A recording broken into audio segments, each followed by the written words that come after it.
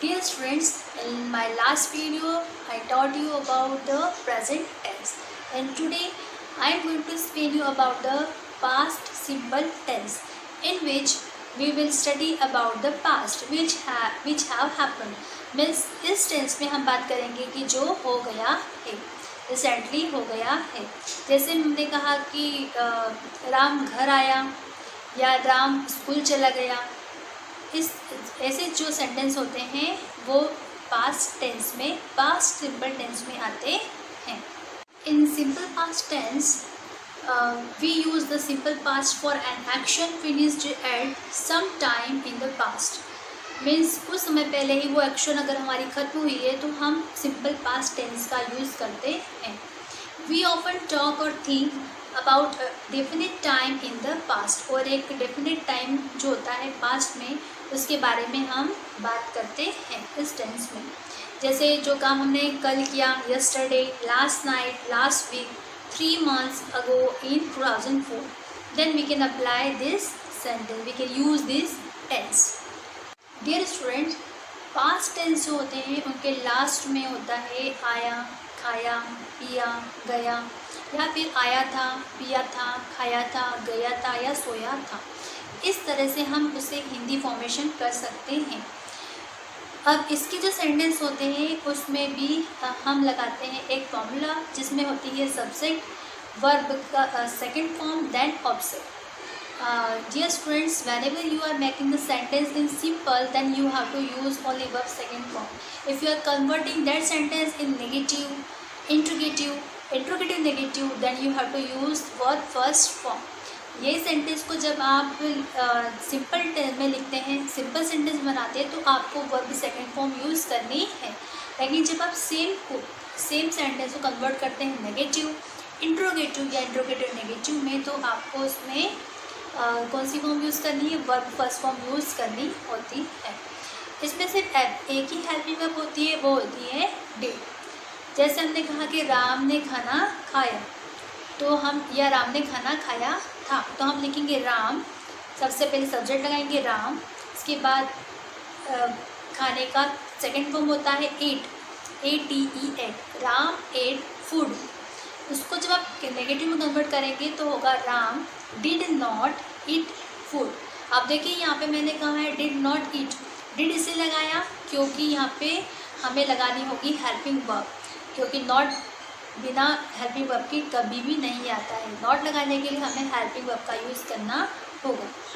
हमने लगाया not helping verb के साथ, तो राम डिड नॉट, और एट चेंज हो जाएगा इट में, eat food. Same here, if you are changing it in the interrogative sentence, then you have to write did before subject. Subject के पहले आपको did लगाना होगा interrogative sentence बनाते समय, तो होगा did राम eat food। और जब आप उसको कन्वर्ट कर रहे हैं इंट्रोगेटिव प्लस नेगेटिव में, तो आपको लिखना होगा did Ram not eat food, या फिर didn't Ram eat food.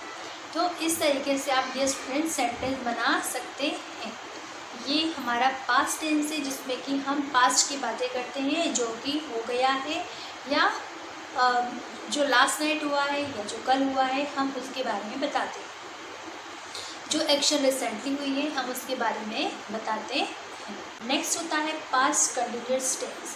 Past continuous tense में आपको लगाना होता है रहा था, रही थी, रहे थे। मीन्स जो एक्शंस हमारी पास्ट में हो चुकी है, मीन्स हो रही थी, अब नहीं हो रही है, बट पहले हो रही थी, तब आप यूज़ करेंगे पास्ट कंटिन्यूअस टेंस का।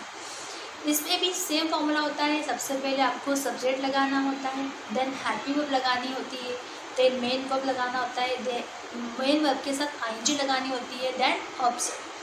सेम ईयर, जैसे हमने कहा कि आई एम प्लेइंग क्रिकेट बोला था उसमें, लेकिन यहाँ पर हेल्पिंग वर्ब होती है दो, वॉज और वेयर।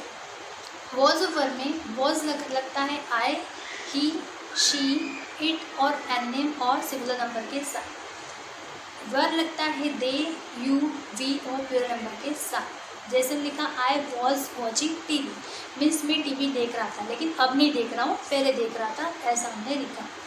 नेक्स्ट नेगेटिव होगा I was not watching TV। Third, was I watching TV। Fourth, was I not watching TV. ऐसे ही हम दे का अप्लाई करके बना सकते हैं sentence. They are watching cricket. Negative बनाएंगे, sorry they were watching cricket. Negative बनाएंगे they were not watching cricket. Third बनाएंगे वर दे वॉचिंग क्रिकेट। और फोर्थ बनाएंगे were they not watching cricket. आप इसमें शॉर्ट फॉर्म भी यूज़ कर सकते हैं, जैसे वॉज का वॉजंट लिख सकते हैं और वर का वरंट लिख सकते हैं। तो डियर स्टूडेंट्स, ये है पास्ट कंटिन्यूअस टेंस, जिसमें हमने बताया कि जो कोई एक्शन से वो हो रही थी अब नहीं हो रही। जैसे पक्षी आसमान में उड़ रहे थे, the birds were flying in the sky, but अब नहीं उड़ रहे। तो जो एक्शन पहले हो रही थी अब नहीं हो रही, उसके लिए हम पास्ट कंटिन्यूअस टेंस का यूज़ करते हैं। Past perfect tense is used for an action completed before a certain point in the past or before another action happened। Means जब कोई एक्शन के पहले कोई एक्शन हो चुकी है तब हम उसमें पास्ट परफेक्ट टेंस का यूज़ करते हैं। जैसे कि वह घर चला गया था, मीन्स कोई एक्शन हुई उसके बाद। जैसे मान लीजिए आपका फ्रेंड आपके घर आया और उसने आपसे पूछा कि मोहन कहाँ है, और आपने कहा कि अरे वो तो घर चला गया था। तो तब हम उस एक्शन के पहले के एक्शन के बारे में जब बताते हैं तो हम पास्ट परफेक्ट टेंस का यूज़ करते हैं। We got to the station at 4:45 but the train had left by the time. क्या बताया गया है कि वो 4:45 पर तो स्टेशन पहुँचे, लेकिन उसके पहले ट्रेन जा चुकी थी। The rain had stopped when we came out. बारिश रुक चुकी थी जब हम बाहर आए। तो एक्शन दूसरी क्या हुई, बाहर आने की, और उसके पहले क्या हुई है, उसके पहले एक्शन हुई है कि बारिश रुक चुकी थी। तो तब हम पास्ट परफेक्ट टेंस का यूज़ करते हैं। When the students had done the experiment, they wrote a report on it। जब सारे स्टूडेंट ने एक्सपेरिमेंट कर लिया था तब उन्होंने उस पर एक रिपोर्ट लिखी। तो रिपोर्ट उन्होंने बाद में लिखी, उसके पहले क्या किया, उन्होंने एक्सपेरिमेंट किए। इस वजह से हम उसे पास्ट परफेक्ट टेंस कहते हैं, क्योंकि जो वर्क है वो सर्टनली कुछ समय पहले एक एक्शन के जस्ट पहले हुआ है, इसलिए। Now in past perfect tense में आपने जो काम कर लिया था हम उसकी बात करेंगे। जो एक्शन जस्ट पहले दूसरी एक्शन के जस्ट पहले हुई है हम उसकी बात करते हैं। जैसे वह मंदिर जा चुका था या वह मंदिर चला गया था। तो he had gone to temple. यहाँ हमने क्या लगाया, हैड एक हेल्पिंग वर्ब है जो कि पास्ट परफेक्ट टेंस में लगाई जाती है, और पास्ट परफेक्ट टेंस में सिर्फ एक ही हेल्पिंग वर्ब होती है, वो होती है हैड। हैड लगाया जाता है सारे सब्जेक्ट के साथ। He had gone to temple. Negative बनाएंगे he had not gone to temple, या फिर he hadn't gone to temple. Third बनाएंगे हम he had gone to had he gone to temple। अब इंट्रोगेटिव नेगेटिव बनाएंगे hadn't he gone to temple। Same here in another sentence you can also make like this। जैसे मैंने लिखा है कि मैं खाना खा चुका हूँ। यहाँ पे खाने के लिए हमने लगाया है third form eaten। I had eaten food। Negative I had not eaten food।